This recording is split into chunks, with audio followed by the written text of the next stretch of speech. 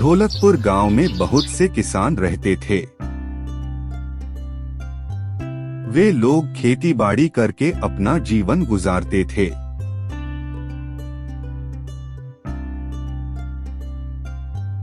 सभी गांव वाले अपने काम में व्यस्त रहते थे।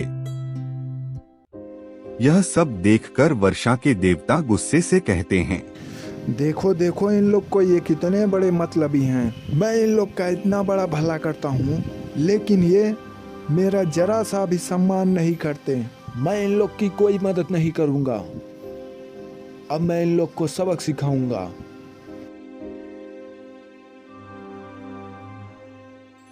वर्षा के देवता बादलों में प्रकट हुए। सभी गांव वाले वर्षा के देवता को देखकर आश्चर्य में पड़ जाते हैं।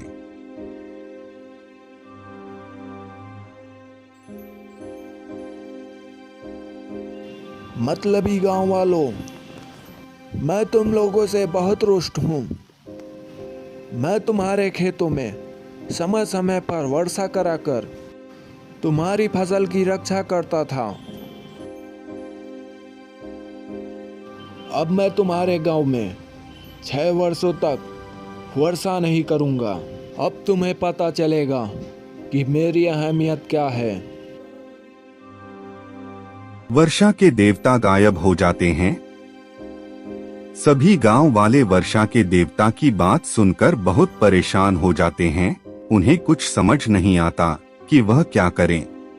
कुछ महीने इसी तरह बीत जाते हैं। गांव में सूखा पड़ जाता है। सबके खेत बंजर हो जाते हैं। लेकिन सोहन नाम का एक किसान अपने सूखे जमीन में कड़ी मेहनत करता है। यह सब देखकर गांव वाले उसका बहुत मजाक उड़ाते थे। अरे सोहन भाई, तुम्हें नहीं पता है क्या, वर्षा के देवता ने हमें क्या श्राप दिया है?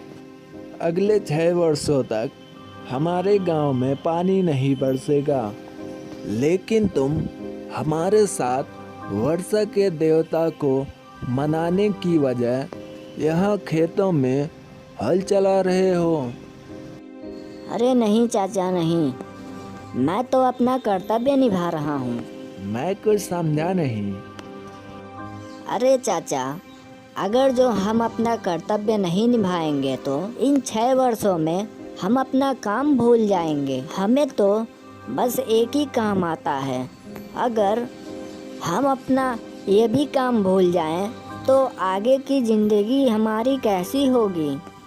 आप खुद विचार कीजिए। अरे भाई, ये तो सिर्फ कहने की बातें हैं। यह सारी बातें वर्षा के देवता बड़े ध्यान से सुन रहे थे। कुछ देर विचार करने के बाद वर्षा के देवता कहते हैं, अरे ये किसान तो सही कह रहा है। अगर मैं 6 वर्षों तक अपना कर्तव्य छोड़ दूं तो मैं भी अपना काम भूल जाऊंगा। नहीं नहीं, मैं ऐसा नहीं होने दे सकता।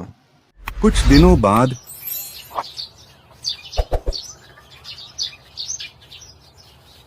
गांव में बहुत जोरों से बारिश हुई। सभी गांव वाले बहुत खुश होते हैं। लेकिन गांव में किसी ने खेती नहीं की थी। सिर्फ अकेला सोहन नाम का आदमी अपने खेत में कड़ी मेहनत करके फसल बोया था। सोहन के मेहनत के वजह से उसके खेत में बहुत अच्छी फसल हुई और सभी गांव वाले देखते ही रह गए। अरे बेटा सोहन, तुमने तो कमाल कर दिया। तुमने तो वर्षा के देवता को अपना कर्तव्य पूरा करने पर मजबूर कर दिया। आज तुम्हारी वजह से हम सब गांव वाले बहुत खुश हैं। तुम्हारी वजह से हमें भी सीख मिल गई कि अपना कर्तव्य कभी नहीं छोड़ना चाहिए। अब सभी गांव वाले खेती करने से पहले वर्षा के देवता को प्रणाम करके अपना काम खुशी खुशी करते हैं।